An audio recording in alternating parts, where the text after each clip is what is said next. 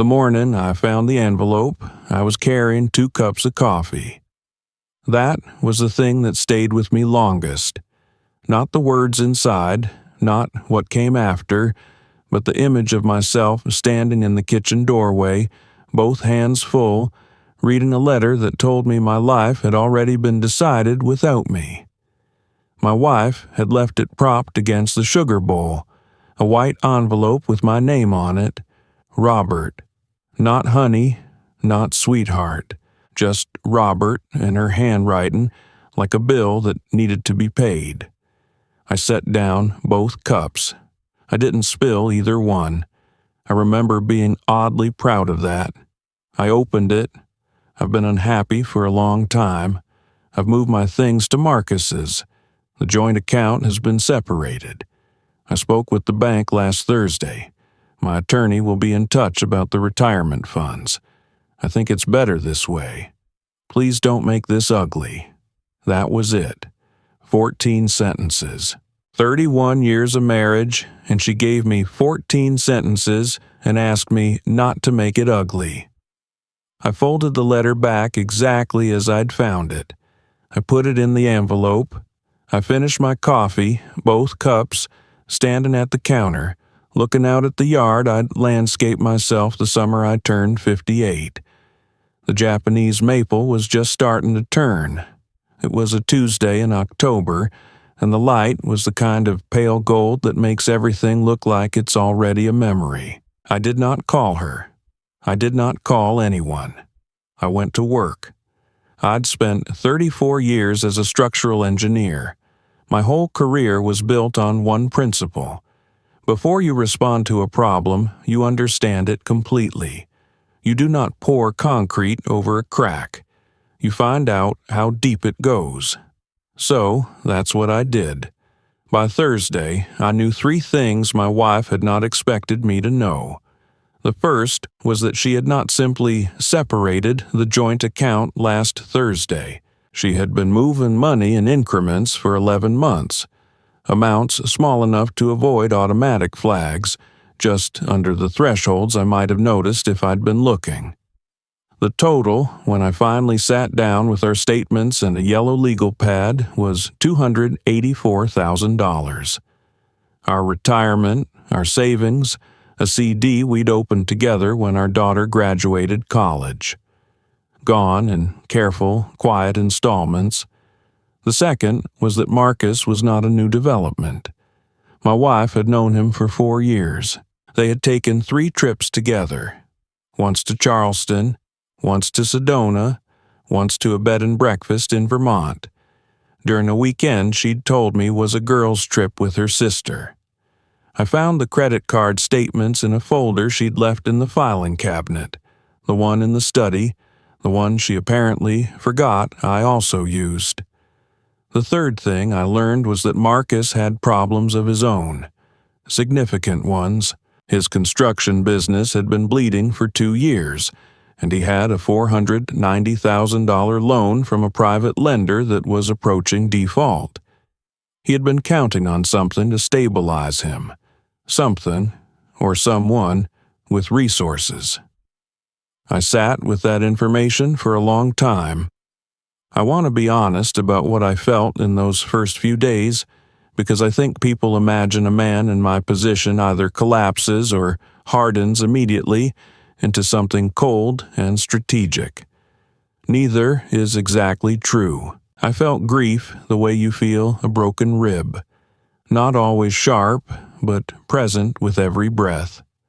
I'd loved my wife.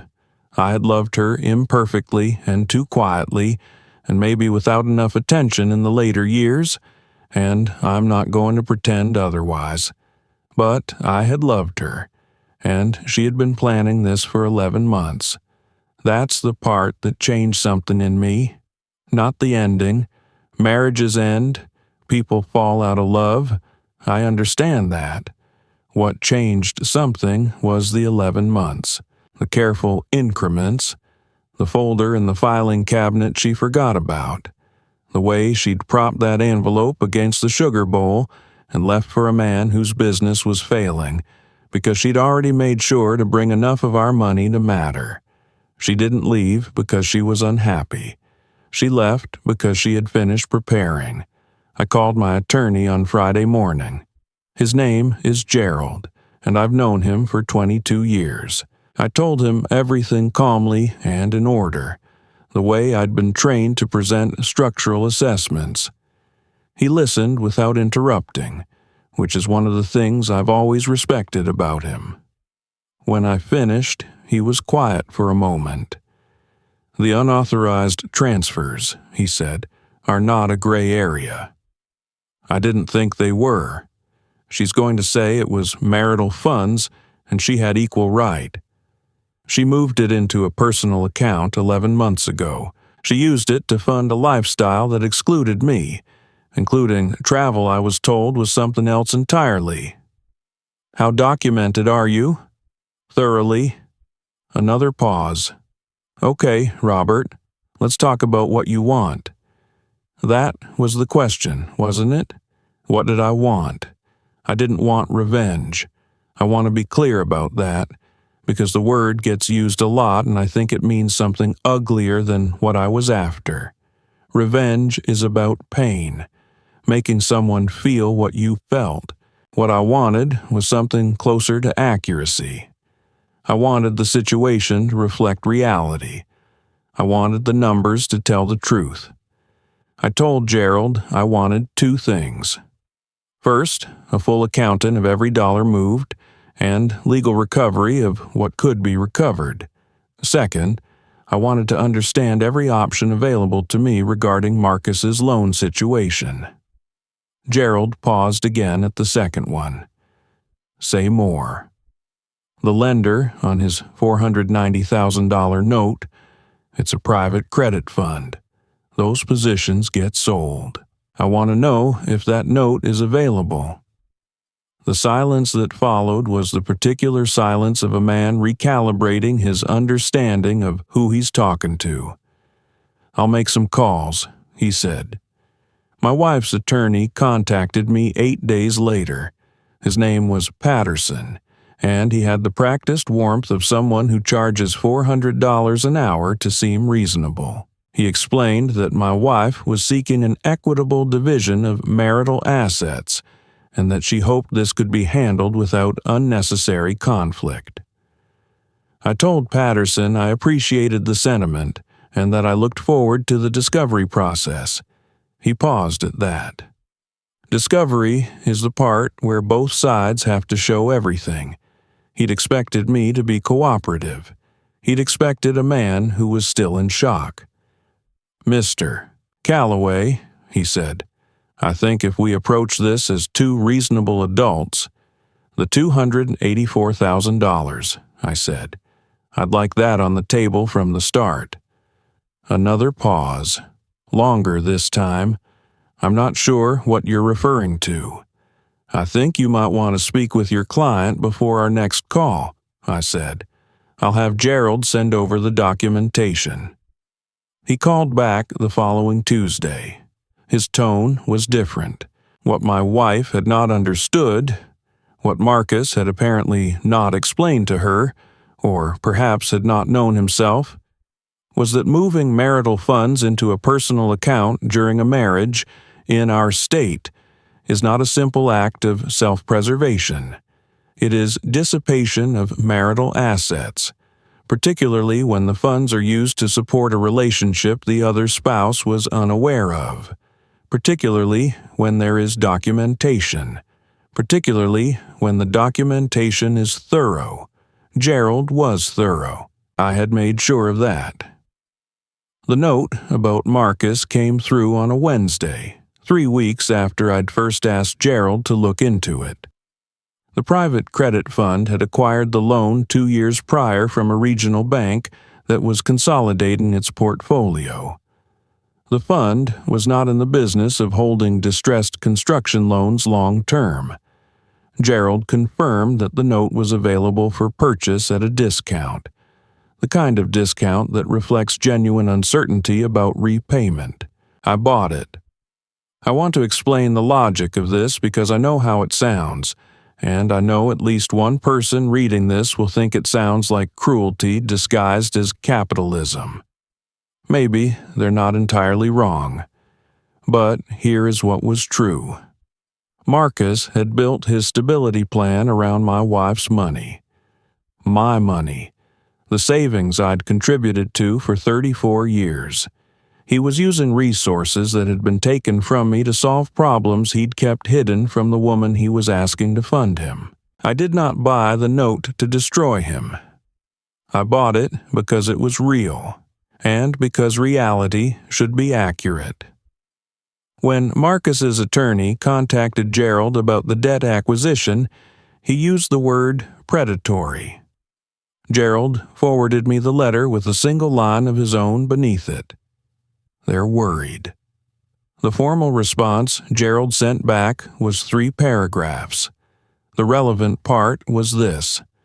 The purchase was a legitimate commercial transaction. The debt was real.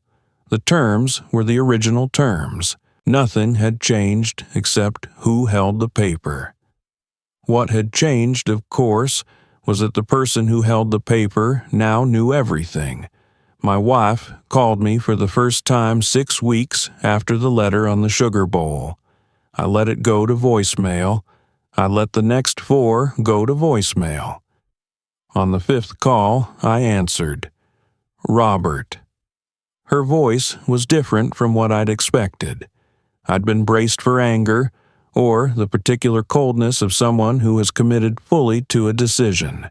What I heard instead was something more like vertigo. Hello, I said. I didn't know about the loan, she said. I want you to know that. I didn't know how bad it was. I believe you, I said. And I did. That was perhaps the most honest thing between us in years. I genuinely believed she hadn't known. She'd trusted him the way she'd expected me to trust her. She'd believed what she wanted to believe about a man whose business was failing. The same way she'd apparently stopped believing in a man whose business had held for 34 years. What are you going to do? She asked. The discovery process will proceed, I said. Gerald and Patterson will work through the financial documentation. The loan is a separate matter. That's between Marcus and his creditors. Robert, I'm not angry with you, I said. It was true. I was for about a week. Now, I'm mostly just trying to make sure the math is right. She didn't say anything for a moment. I'm sorry, she said finally. I know that doesn't help. It helps a little, I said. Take care of yourself.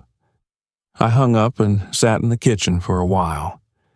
The Japanese maple outside was fully turned now, deep red, the color of something that had made its decision and was committed to it. The divorce was finalized the following spring. The recovery of dissipated assets, the $284,000, was credited against the final settlement. She received significantly less than she'd anticipated when she propped that envelope against the sugar bowl. Patterson, to his credit, was professional throughout. He never used the word predatory again after that first letter. Marcus's business did not survive. I'm not going to pretend I don't know that, or that the timing was unconnected to events. The note I held was renegotiated once, at terms that were fair and accurate, and when Marcus's company filed, it filed with a clear picture of what it owed and to whom. I did not add to his problems. I simply declined to pretend they didn't exist. My wife moved in with her sister. I heard this from our daughter, who handled the entire year with more grace than I deserved. My daughter called me the night the divorce was finalized. We talked for almost 2 hours. At some point, she asked me if I was okay, and I told her I was working on it, which was the most honest answer I had. Were you angry? She asked. Like, at any point, were you just furious? I thought about it seriously before I answered her. For about a week, I said. And then it started to feel more like a structural problem, something that needed to be assessed before anything else could happen. She was quiet for a moment. That's very you, Dad. I know. I mean it as a compliment. I know that too. There is something I've been thinking about in the months since, something I didn't expect to spend time on. It's the question of what my wife thought would happen, not what she wanted. I think I understand what she wanted, in the way we can understand things that still don't entirely make sense. She wanted something that felt alive again. She'd been empty for a long time, and Marcus had seemed like light, whatever kind of light he actually was. I don't dismiss that. 30 years is long enough to go numb in ways neither person notices until it's already happened. What I can't fully explain is what she thought I would do. Did she think I'd simply accept it? Pack what she'd left me and find a smaller life somewhere, grateful not to cause trouble? I think maybe she did. I think the man she'd watched for the last several years, the one who came home tired, who stopped asking questions, who sat across from her at dinner and talked about work and yard projects and whether the gutters needed cleaning. That man might have done exactly that. She wasn't wrong about him. She just didn't account for the other one. The one who'd spent 34 years understanding that the moment you stop reading the load-bearing details is the moment the whole structure becomes a risk. I didn't fight back because I was angry. I fought back because I was finally paying attention. The maple in the backyard is leafing out again now.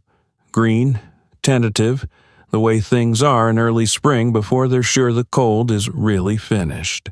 I had my coffee outside this morning.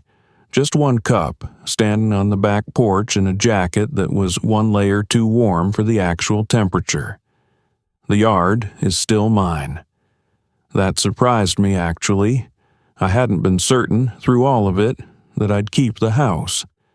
But the math worked out that way, once the math was accurate.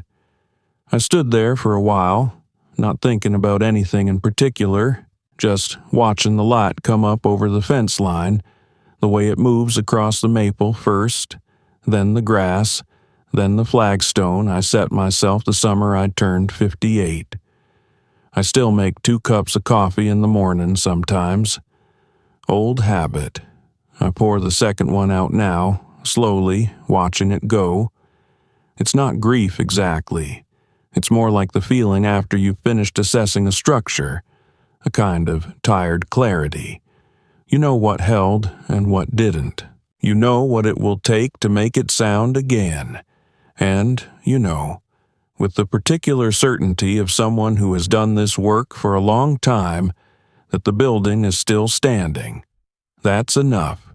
Some mornings, it's more than enough.